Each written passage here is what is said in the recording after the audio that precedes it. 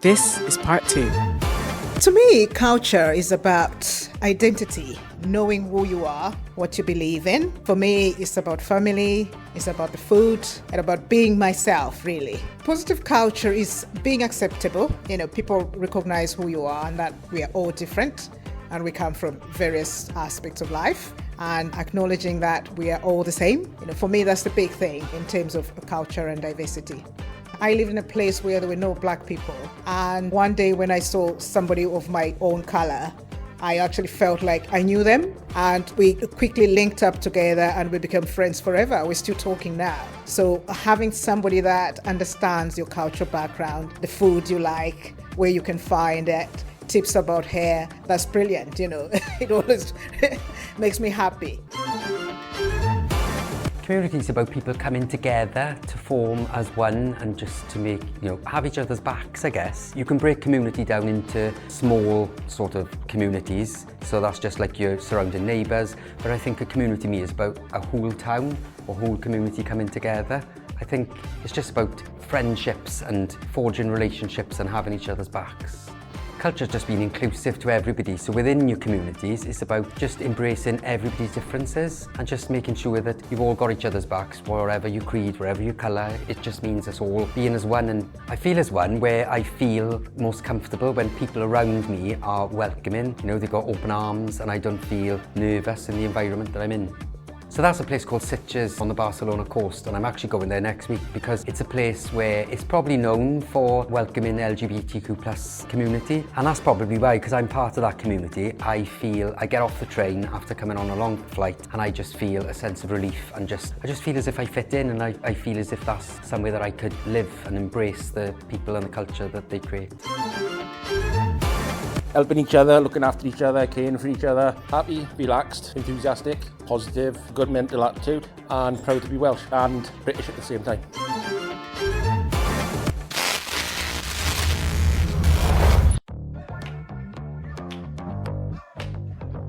So recently you were at the annual members meeting, just capturing stories about the history of Merthyr, and I guess thinking about the idea, unless we don't know our roots or our history, then we don't know our culture. So thinking about the valleys and Merthyr, it's such a culturally diverse space, even though visibly people may not think so. And I think the default is to think, there's no black and brown people here, so there's no culture. But there is so much culture here and there's so much history and heritage. So tell me a little bit about some of the people's stories that we captured. So we did my own, for starters. So myself and Marcus are cousins. So my mum and Marcus's dad were brother and sister. And their mother, my nan, Peggy, or Margaret she was known, but everybody called her Peggy, including the grandchildren, because they used to say they were too young to be called Nan and Grandpa, so we just called them first names. So Peggy was Spanish. Her mother, Teresa, married an Irish immigrant, so she was a Spanish immigrant, he was an Irish immigrant. I can imagine it being quite a fiery household, I don't know why. And they had several children then, who all still live in Merthyr, but their name changed from the Spanish name to the Irish name because of the marriage, obviously. So we did our story. I went back, I'm quite a history buff, I love it. I went back as far as, I think it was 1860, something like that, and I've traced our family history back. They were brought over when the Dowlas Ironworks were really, really desperate for skilled workers, and they sent an actual coach over with a scout, I suppose you would call it, from the ironworks to go over and make them all really, really want to come here. So at the time, from what I understand of it, it really wasn't a very nice environment to live in that part of Spain, and there was a king who was a bit of a tyrant. So they all thought, okay, so it must have been such a brave move. These days, we've got the internet, we've got family who have travelled, we've got flights, they had none of this. This must have been, I just take myself back and think that must have been terrifying, absolutely terrifying. Up they went and they moved. They came over here, they settled and they worked in Dowlas Ironworks. And then from what I've been told, my great nan, obviously a young Spanish girl, she met this Irish lad who would also come over because there was this potato famine and they were desperate. I mean, there was a big potato shortage, I think, in a large part of the world, but in Ireland they were starving. And he came over at the same time. Now, Teresa had met John as we knew him. So Teresa had met John. And the Spanish side of the family, so my great-great-nan, they were was so, no, this is not happening, you know, for whatever reason. And they sent her back to Spain. So she was sent back to Spain and she came back on her own to meet back with him. So she must have been a little bit of, you know, wayward one. But yeah, they got married then and had children. So there was a little bit of a rogue in her. So I think we've all got that gene. So yeah, that was mine and Marcus's story. Just bringing in, because of the history of Merthyr, it was an enormous industrial heartland and supplied a lot of the main Cardiff and Swansea. We shipped all of the stuff around the world from Merthyr. It was enormous, and they had really, really bad iron masters. So there's a big history of that, to the point that we have one of the crochets who was apparently very, very nasty. He's buried in Mena churchyard, and he has been there. You should go and see. He has a cage around his grave. And on his grave, it says inscriptions, I think it's something like, please God, forgive me, because he recognised he was awful. It must have been really hard times, but I think for them to come over here and experience that, it must have been even worse where they were living, that they didn't want to go back, because they weren't kept here. They weren't prisoners, but they didn't go back. They stayed and they made it home. They had their own little culture. They cooked between each other. So there's food recipes. My nan still cooked for us as children, and I still cook them for my children. Not as good as her, obviously.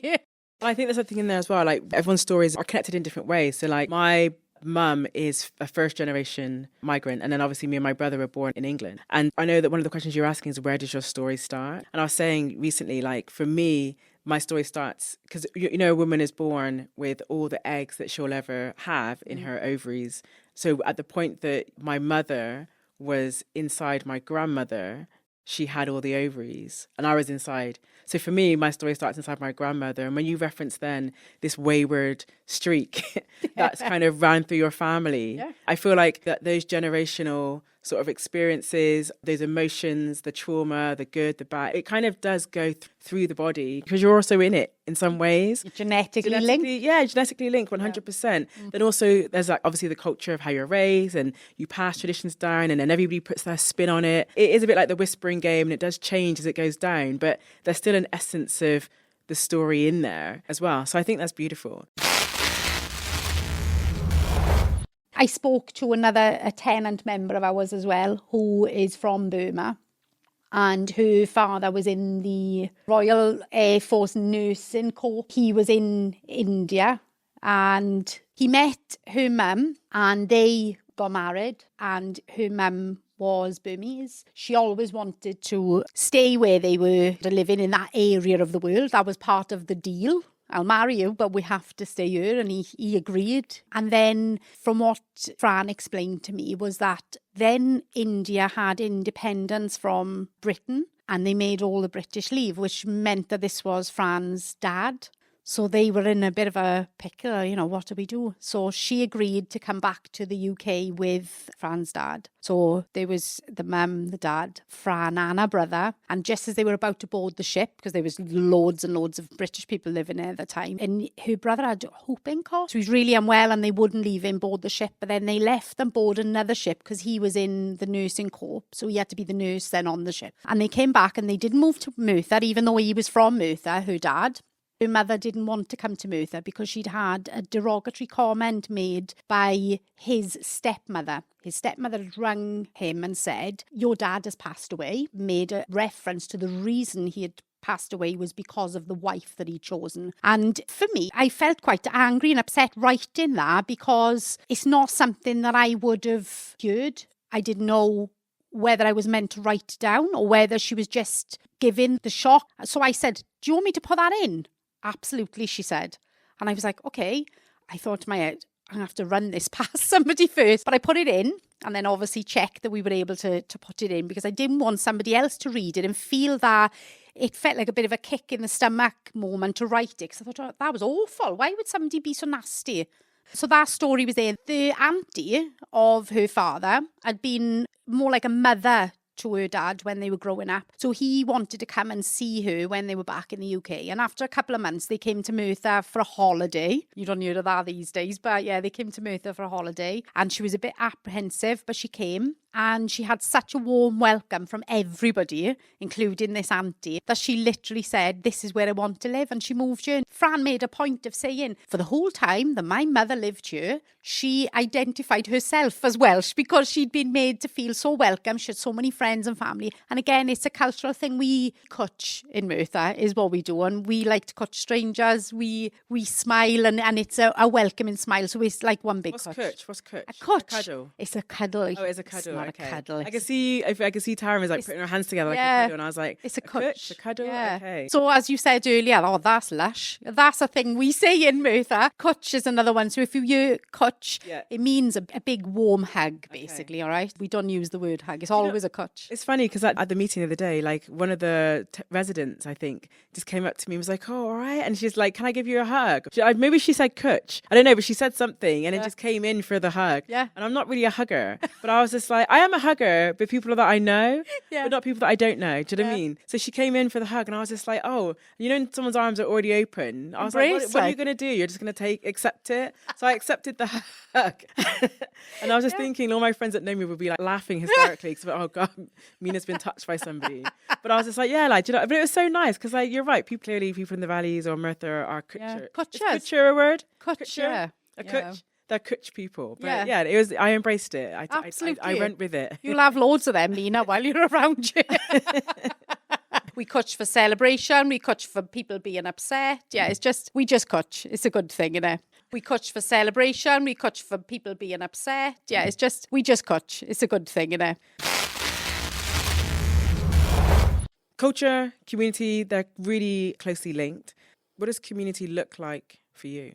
Well, I've only ever lived in Merthyr, but as I said at the beginning, we do travel a lot. So I see different pockets of communities everywhere. And when we travel as a family, we go away for a longer... My idea of hell is sitting on an all-inclusive by a pool for 2 weeks and not moving. Drives me nuts. So we travel into areas that are not tourist destinations and stay with the locals. You see different types of community there. So where my mother lives, right? I was brought up in a council estate. She still lives in the same house. And we've noticed that there's cultural differences. There's a lot of Polish families that have come in and they're really hardworking. They get up, off they go, and you don't see them all day. But then in the evening when they come back, they do like to sit outside and smoke, and one of them smokes sausage and stuff. So they've got their own little community there, and a lot of them come together. In Merthyr, different areas of Merthyr have different types of differences with their culture in their street. My street,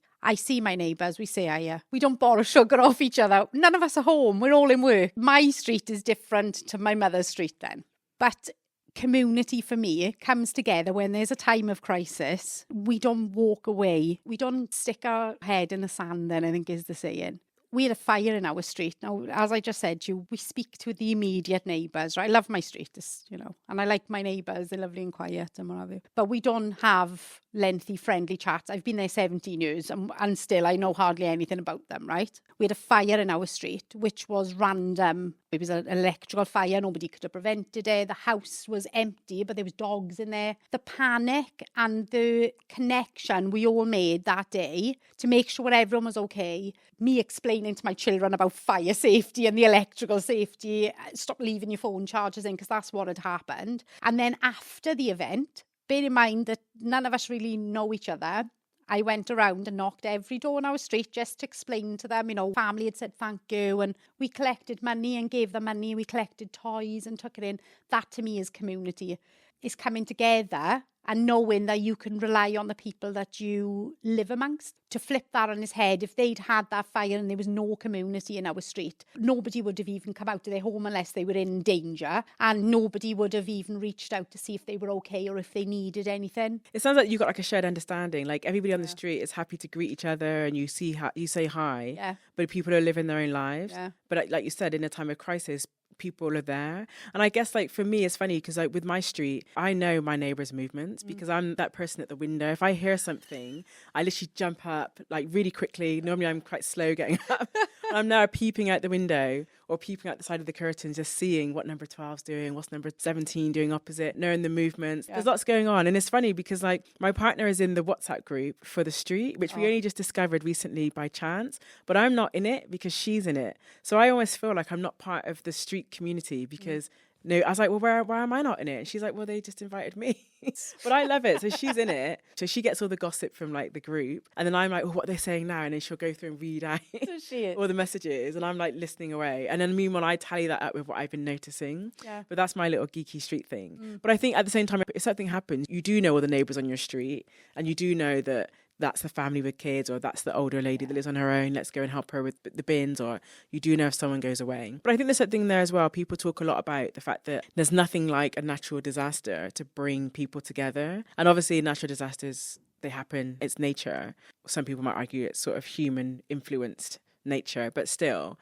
But you do see that some people come together. And I guess I'm thinking about other communities like the LGBTQ community, that I guess maybe that's kind of formed out of the exclusion from society. Or I know that I do a lot of work within the Black community in Bristol, and some of those groups are formed because of exclusion. So you're right, sometimes it is things going wrong or things not being necessarily positive that bring communities together. And maybe historically communities were like villages, or, you know, people binding together for safety. Yeah. Do you know what I mean? So it probably is stemmed in that. I never thought of it from that perspective before.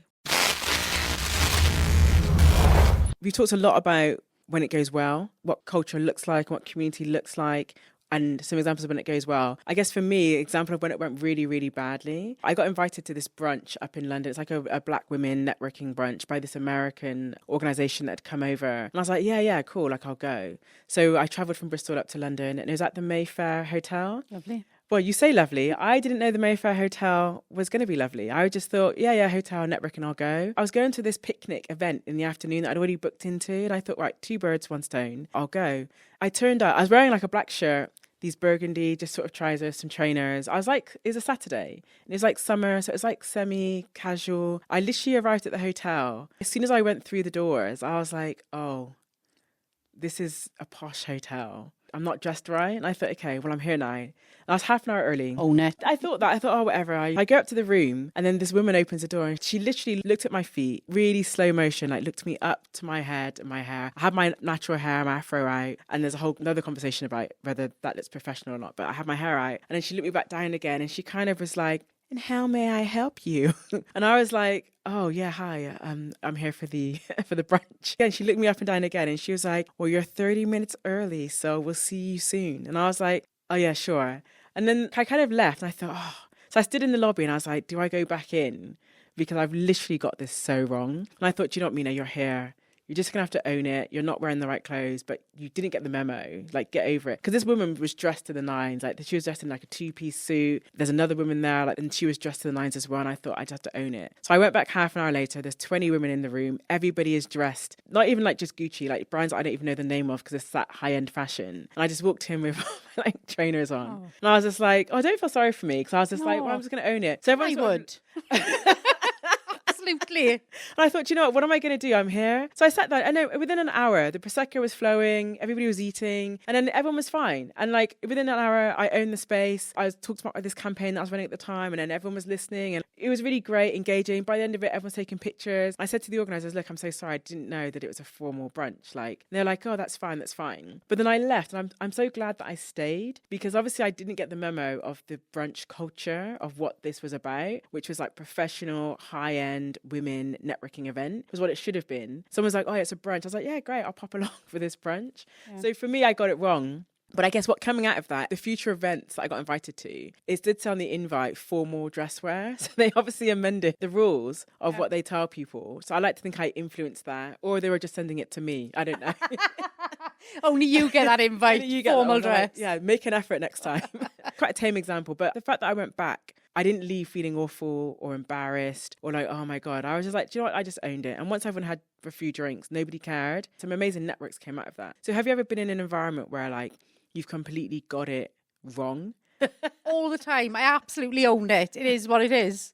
I genuinely, don't get me wrong, once I've done something like that, I do go home and then I overthink it for weeks and weeks and weeks. But yeah, I think we do it all the time. And I overthink things before I go to events now. We're owned by the board, by the colleagues, by our tenants. We've got a democratic body that looks at all of that. But like essentially, we want more members. We want people to get a sense of our culture, our community, and I guess they all mesh well together within our membership. So tell us a little bit about the membership. You can become a member as soon as you've passed probation as an employee. So every employee that's passed probation can be a member. All tenants can become members. And the reason we have members is to allow our company to be equal. So they all get a say, really. We send out surveys, or they can join forums, and they can have a voice in the company. We currently trying to sort of branch out a bit to like a youth forum, so we can get young people whose parents are members or they are mini members. We've got little ones as well, to give a voice. What would membership mean to you? Without meaning, membership is useless, isn't it? So we'll be able to take on people's opinions then and feed that back to democratic bodies. So when there are decisions being made, for example, as a democratic body, we have a voice in things such as rent setting. So we don't get to say we don't want to put the rent up, but we have an opportunity to voice opinions on things such as rent setting, or we're making a park in an area, where would you like it? As democratic body, we would be asked, do you want this? Do you want that? So we would like to then involve the youth as well and try and get them to have a voice in that, because they are our tenants of the future, really. We hope they come on to have properties with us. So yeah, having their say. But with membership, we have percentage of tenants who are members and some who aren't. Some people don't know about it. I hope my voice carries out across Merthyr, because we've had a bit of an influx since I've started on the team. But I'm a bit of a nag, as you've probably seen. I'm around the office like Busby, telling everybody about it. So we have a few initiatives for people who would like to become members, because just being a member, all tenants can have a voice, because they only have to write into Merthyr Valley's homes, but we want their voice to be more meaningful as members, because we'll invite them to have a full-length conversation with us then by doing surveys and forums and inviting them into coffee mornings and things like that for them to come and have a bit of a voice about things. I think that's great. And it can be very easy when you're a tenant, you've got your own life, you're really busy, and actually something's not working and you contact us. And actually it's an opportunity to not just get in touch when things might be broken or need fixing or need support, but it might be a way of saying, actually, there's a park over the back. Can we do this to it? Yeah. Or having a vote. And I think what's really powerful is that everyone has an equal vote as a member, whether you're a colleague, whether you're a tenant, whether you're part of the board. I love that. Well, when we were in the annual members meeting the other day, we were given cards, if you noticed, little red and greens, and then you get to vote, you're red or green with that. So only members were given the cards, because obviously you're not signed up to that yet. You didn't get a card. But I was so envious and excited by the You want to be a member now, don't you? Now I've seen it with my own eyes. I'm like, yes. 12 months time, I'll be there with my card. Absolutely. This time next year, girl. But yeah, with membership, there's plenty of opportunities for us to expand it. So we do things for members, such as a paint scheme. So I go down to Crown Paints in Cardiff and collect paint. There's nothing wrong with it. It's still sealed, it's brand new, but it may be the wrong colouring for a company, or they may have used 15 tins and don't need the extra 3. We take that off them, and rather than it go to landfill, which you would have, we now give that out to members free of charge. We have cooking classes, so we open it out to only members. They can join at that point if they want to do the class, but we open it out to members and they're able to come, and we'll give them ingredients, and we'll do like 5 weeks of cooking with them. And then they get to keep an air fryer or a slow cooker or whatever it is at the end of it, plus all the recipes and the lovely food that they've cooked. We do initiatives. So I've been quite busy since I started signing up new businesses to membership. So you get like an offer. The offer could be, so for example, one of them is a smaller business. So to take cash out of their till, we don't want to do that. We want businesses to benefit as much as members. So if you go in with your child, you get a free tea or coffee. And then the other companies, for example, we've got some gyms, some food places, and when you go in and show your membership card, you get a discount. So the incentive is there to be a member. I love a discount. I'm sold. I'll sign up after this. There's really good foodie places as well. Even just 1%, you just feel like you're winning. Yeah, exactly. And then you go back so many times, so then the business is winning. Yeah. And it's a win-win. And you pass the word on, don't you? Because, I went to that shop. you forget to mention that you had a discount because your friend can't get any, but you had this amazing cake and your friend then goes there. So it benefits the business through word of mouth, benefits our members because they get that little tiny discount or a free tea or coffee. And they're part of the community. Exactly. Part of the culture. Yeah. This has been great, Taryn. This has been really great chatting to you and just finding out a bit more about obviously being a member of Merthyr Valley's Homes, but also just your experiences, your heritage, chewing it up over community and culture. Taryn, you've been amazing. Thanks so much. You're welcome. Thank you very much. So whether it's through our individual stories, our collective history, or the way we work together at Merthyr Valley's Homes, culture and community are the foundations that will continue to shape who we are. It's not just about where we come from, but how we move forward together. Our mutual interest is powered by Merthyr Valley's Homes.